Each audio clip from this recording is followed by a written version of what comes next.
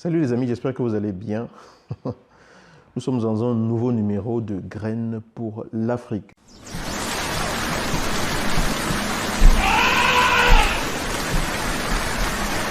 J'aimerais ici tout simplement parler d'un sujet qui m'a interpellé récemment. C'est-à-dire que je me rends compte, et je pense que vous le savez, que dans notre société, lorsqu'une femme n'a pas réussi à avoir d'enfants, c'est vraiment très difficile.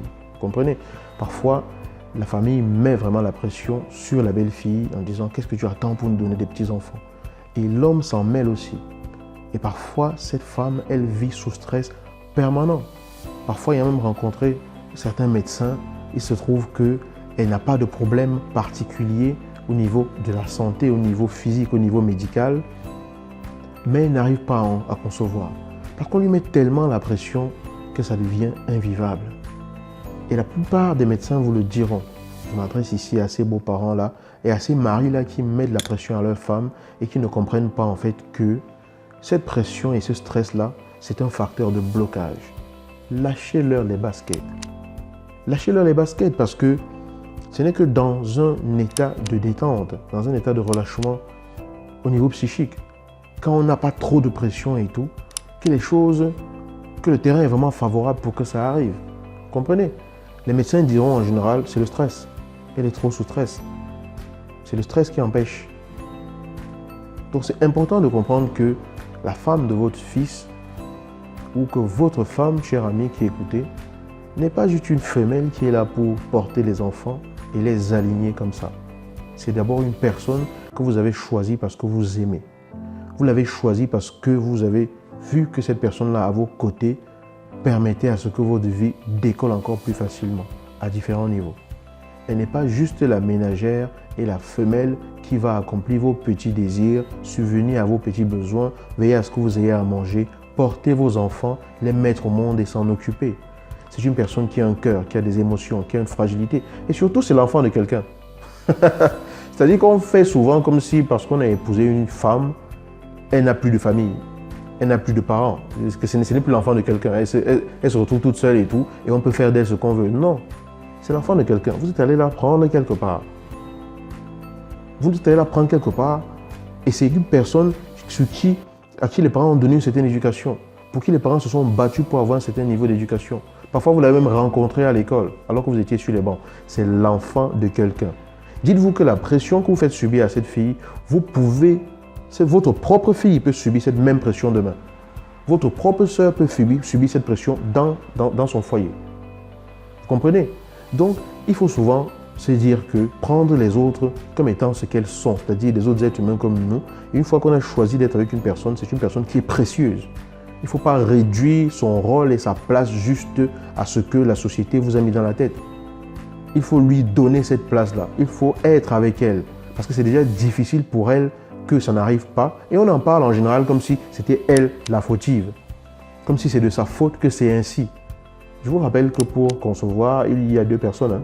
Il faut un spermatozoïde et il faut un ovule. Donc vous êtes concernés également. Donc c'est important que vous préserviez cette personne que vous avez choisi de chérir, auprès de qui vous vous êtes engagé, de donner votre amour, d'être toujours présent, de toujours veiller sur elle, de toujours la protéger et tout. Dans ces situations-là également. S'il faut la protéger des attaques de votre famille à cause de ça, vous devez la protéger. Vous devez leur dire, vous me la laissez tranquille. Vous devez leur dire, laissez, ça arrivera quand ça arrivera. Et même si cela n'arrive pas, ce n'est pas pour autant que vous n'êtes pas censés avancer ensemble. Sinon, ça voudrait dire que vous êtes mariés juste pour avoir des enfants, mais pour avoir des enfants, vous pouvez aussi très bien aller trouver une mère porteuse pour en avoir. Comme ça, vous n'avez pas d'engagement et tout. Mais à partir du moment où vous avez choisi quelqu'un pour faire le chemin, ça va au-delà de cela. Donc, lâchons les baskets à ces femmes-là qui souffrent déjà assez. Parce que chez nous, en Afrique, c'est quelque chose de très important. Une femme qui conçoit, une femme qui porte un enfant. Donc, c'est déjà difficile pour elle de ne pas emporter. J'allais dire de ne pas le faire, mais dire cela, ce serait comme si c'est de sa faute. Mais non, ce n'est pas de sa faute. Les choses sont ce qu'elles sont. Et quand vous êtes ensemble, vous cheminez ensemble. Vous vous soutenez ensemble. Vous n'êtes pas là et lorsque les gens lui tirent dessus avec des propos, des attaques déplacées, que vous soyez vous aussi en train d'intervenir. vous êtes celui qui est censé la protéger, cher ami. Vous êtes celui qui est censé mettre les autres au loin. Vous êtes celui qui est censé garantir une certaine stabilité psychique à cette personne. Et si vous n'arrivez pas à supporter cela, à vivre cela paisiblement et à lui garantir cela, tout simplement, discutez-en en adulte et voyez ce que vous faites. Mais ne piétinez pas l'enfant de quelqu'un d'autre parce qu'elle n'est pas tombée des arbres. C'est un enfant, c'est l'enfant d'une autre femme. C'est l'enfant de quelqu'un. Voilà, c'est juste un cri d'alarme comme ça parce que j'ai eu vent d'une situation et je sais que des situations sont nombreuses comme ça, de ce genre, et ça m'a vraiment rebuté de voir comment est-ce qu'on peut traiter une personne pour cela. Vous vous êtes mis ensemble, pourquoi?